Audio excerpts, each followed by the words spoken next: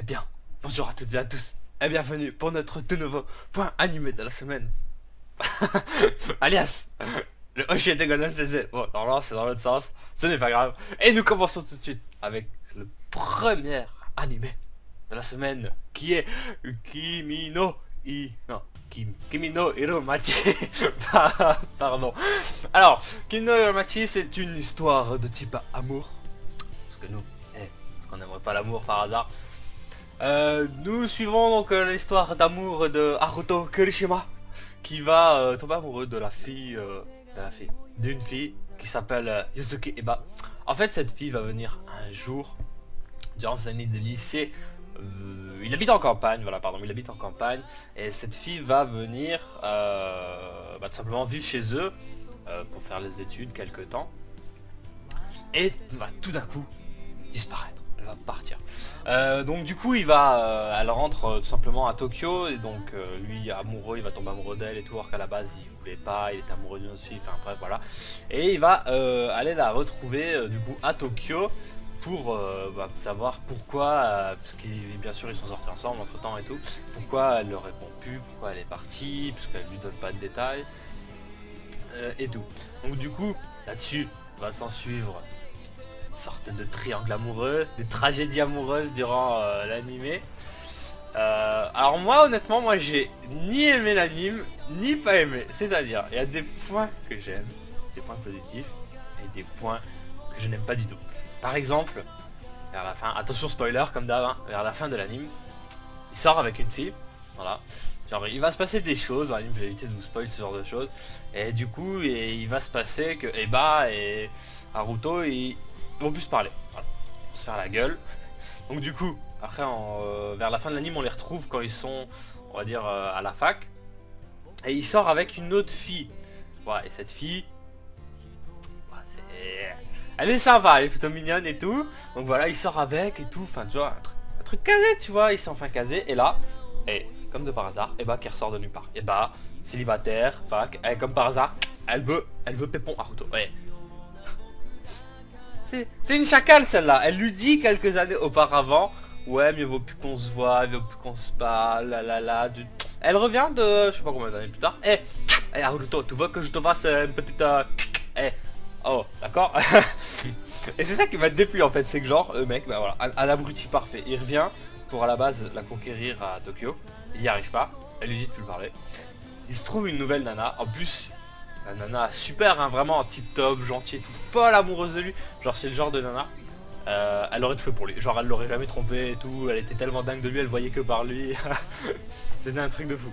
Et du coup, il va quitter cette nana pour retourner avec Eva. Et moi j'étais acheté, mais putain. Quel connard. Gros, elle t'a déjà... Elle t'a quitté. Elle t'a trompé parce qu'ils étaient ensemble, elle sortait avec un autre gars. Elle t'a mis le pire mur au monde, ouais on se parle plus pendant quelques années. Et toi, comme un con, qu'est-ce que tu fais? Là, tu retournes avec elle. Quand elle revient. Frère, à un moment, faut arrêter d'être américain, faut arrêter d'être con. Donc du coup voilà pour l'histoire hein, globalement. Donc moi je lui ai donné la petite note de 2,5 comme je vous ai dit. Je n'ai ni aimé, ni détesté, du coup 5 sur 10 ça. Alors que la note moyenne de 7,16. Mais franchement ça reste un bon anime en soi, mais c'est juste que moi moi ce qui m'a gonflé c'est le fait qu'il tourne comme un pigeon vers Reba là alors qu'il a une copine parfaite et tout. J'avais envie de lui mettre des claques. J'étais là, je regardais juste Haruto. Et voilà, tout simplement. Et nous continuons avec notre deuxième anime de la semaine, qui est un anime que j'ai quand même pas mal aimé. Alors, c'est un anime de combat. Ça s'appelle Vivid Strike, hein, bien évidemment. Donc pardon, excusez-moi. Alors dans cet anime de combat, alors combat avec un peu de magie aussi, hein, bon, voilà, je tiens à vous préciser, il y a un petit peu, c'est pas énorme, genre la magie c'est, elles se font vieillir, bon elles peuvent faire des coups de poing, tu vois Falco Punch. Bah c'est ça en 10 fois pire. Bon voilà bref. Alors on suit l'aventure de Fuka. Fuka je sais plus son nom de famille. Et de son ami Rinne. Rinne je sais plus son nom de famille. Alors c'était deux orphelines à la base. Mais Rinne va se faire adopter hein, durant son enfance. Et du coup Rinne va vivre une histoire assez triste. Je vais pas vous spoil. Et du coup elle va se mettre au combat. Un jour Fuka va la retrouver et du coup comme elles étaient tous les deux orphelines, elles étaient toujours regardées de haut, vous savez, ce regard un peu de pitié, de haineux, tu vois, comme on peut dire par chez nous. Et donc Fuka, énervée que Rinne regarde les autres comme ça, elle va vouloir lui mettre des patates. Donc elle va se mettre au sport de combat. Je n'ai plus en tête c'est quel sport de combat, veuillez m'excuser, je m'en excuse. Mais bon, c'est pas grave. Donc voilà, donc elle va se mettre au sport de combat pour lui mettre des longues patates et voilà quoi, du coup, on va suivre cette histoire entre Fuka et Rinne. Fuka qui veut sauver son ami Rinne de la solitude, du chagrin, comme on peut dire, de son histoire terrible, de son histoire triste. Moi j'ai bien aimé l'anime, vraiment, bah, j'aime bien, tiens, dès qu'il y a des combats, c'est mon petit côté américain, baston. Mais franchement ça reste vraiment un anime sympa, ouais, y a pas grand chose à dire de plus, vu que c'est un truc de combat, y a pas vraiment à raconter. Si tous les personnages sont assez bien travaillés en soi, ils ont tous un petit côté attachant, y a pas de problème. Waouh, regardez-le, il est sympa, hein, franchement, bon, après y en a qui peuvent ne pas aimer, hein. Donc moi je vais donner la note de 8 et la note globale est de 7,27. Et nous continuons avec notre troisième anime de la semaine. Alors, c'est pas un anime, comment dire, c'est particulier. Moi je dirais que c'est pour des enfants japonais, tout simplement parce que c'est au niveau des graphismes, ça se voit quand même, c'est assez particulier. Alors ça s'appelle Bubu Kiburanki. Pourquoi est-ce que j'ai regardé? C'est la saison 2, hein. Pourquoi j'ai regardé? Parce que j'avais déjà regardé la saison 1 et je pars du principe que je regarde tout, tous les animes, que ce soit la saison 1, 2, une fois que je commence un anime, je regarde jusqu'au bout, même si c'est l'anime le plus pourri au monde. Il peut avoir 4 saisons, bah je vais me taper les 4 saisons. Voilà, je suis comme ça, j'aime me faire du mal, j'aime me faire souffrir, c'est mon côté un peu maso.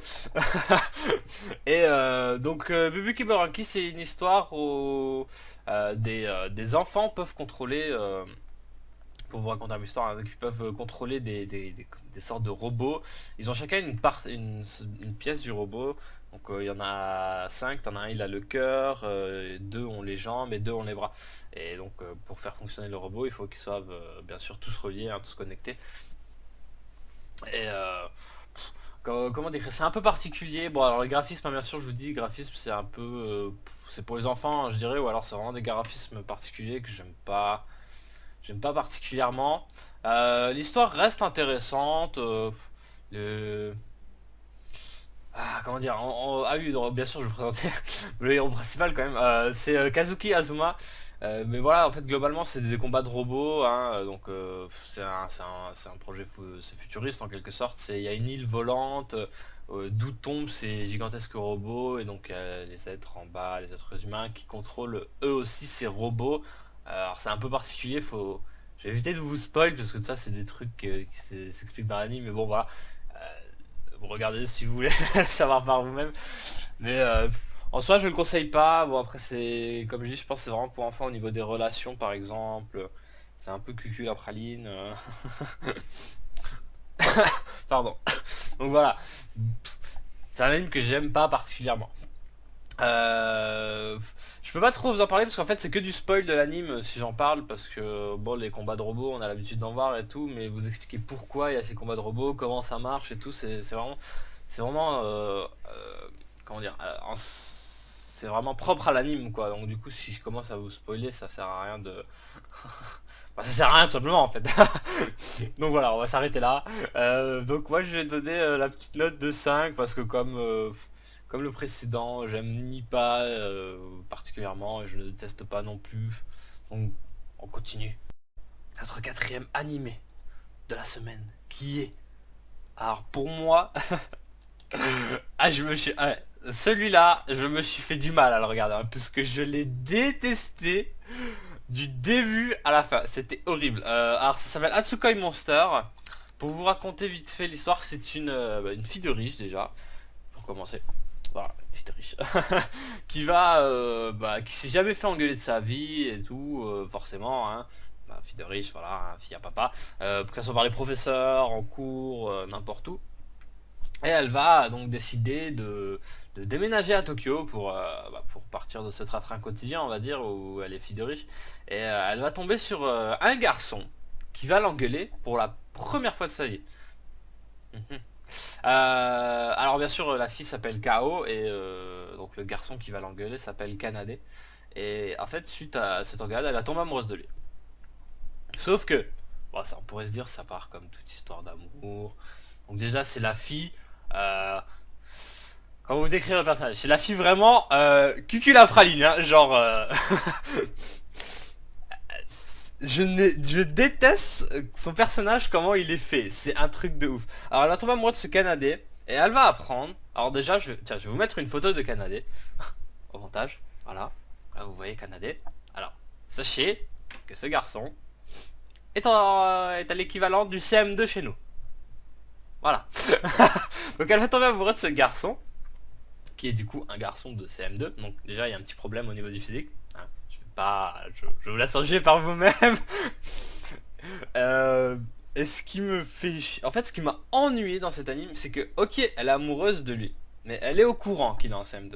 Sauf que du coup, en fait, tout le long de l'anime, elle va se plaindre, déprimer et tout, parce que bah en fait il y a des réactions de gamin quoi, genre un exemple tout bête, elle va déprimer parce que genre elle est en sous-vêtements, elle est en train de se déshabiller, et un Canadien qui arrive qui commence à lui parler de normal et tout, et puis il réagit pas, tu vois, genre toi t'as une fille qui arrive comme ça qui est en sous-vêtements devant toi, soit elle s'énerve, elle te met une baffe, soit bon voilà, toi tu ne te retires pas, et elle va déprimer et tout, elle va être là, Canadien, souhaite-moi, il a pas réagi, et j'ai envie de dire, mais meuf, il est en CM2 à la base. Ok, il a un physique d'adulte, mais il est en CM2. Et c'est lourd, en fait, c'est la fille hein, qui m'a fait détester l'anime. Son personnage est juste lourd, je n'ai vraiment pas réussi à l'apprécier. Euh, Sinon, en seule histoire, du coup, elle va vivre... Elle vient emménager donc à Tokyo, comme je dis, mais c'est dans la même maison du coup que Kanade et d'autres résidents.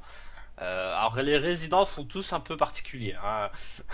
Faut savoir, et c'est tous des personnages particuliers. Bien sûr, avec Kanade, il a deux trois autres potes qui sont comme lui, hein, avec un physique de type adulte. Va savoir pourquoi en CM2 le mec il fait lycéen. Je sais pas pourquoi. Sinon, franchement l'histoire, je pense que l'histoire aurait pu vraiment être intéressante. Donc du coup, si peut-être il y avait un meilleur travail des personnages. C'est vraiment les personnages moi, qui m'ont fait pas aimer l'anime. Donc du coup tout le long de l'anime on va suivre l'histoire d'amour de Kanade et de Kao. Mais du coup Kanade CM2 hein, donc on va avoir des blagues de type CM2 tout le long de l'anime hein. On va pas on va pas commencer à chahuter là-dessus. Elle va être chiante. Je vous dis elle va vraiment être chiante. Je sais pas comment la décrire. Si vous voulez savoir regardez mais elle est chiante. J'avais envie de lui mettre des baffes. Tout le long de l'anime je t'ai acheté KO, ta gueule. Il est en CM2, c'est normal qu'il fasse ça. Enfin bref, je vais arrêter de détruire l'anime parce qu'en soi, il y en a qui peuvent aimer. Hein. Moi, c'est vraiment un humour qui m'a... L'humour CM2, tout ça... Ça m'a pas fait rire en fait. Et après, peut-être que vous aimerez. Moi, j'aime pas du tout. Donc du coup, moi, je vais donner un note de 2. Hein. Vraiment horrible. Ça a été vraiment un vrai effort pour moi de le regarder jusqu'au bout. Et la note globale est de 6,5. Donc voilà, j'espère que cet épisode vous a plu. Enfin... Moi je suis de type heureux aujourd'hui, je ne sais pas pourquoi. Donc voilà, je vous laisse, je vous dis à la semaine prochaine pour pour notre prochain pardon, point animé. Je vous fais des gros bisous, bye bye tout le monde.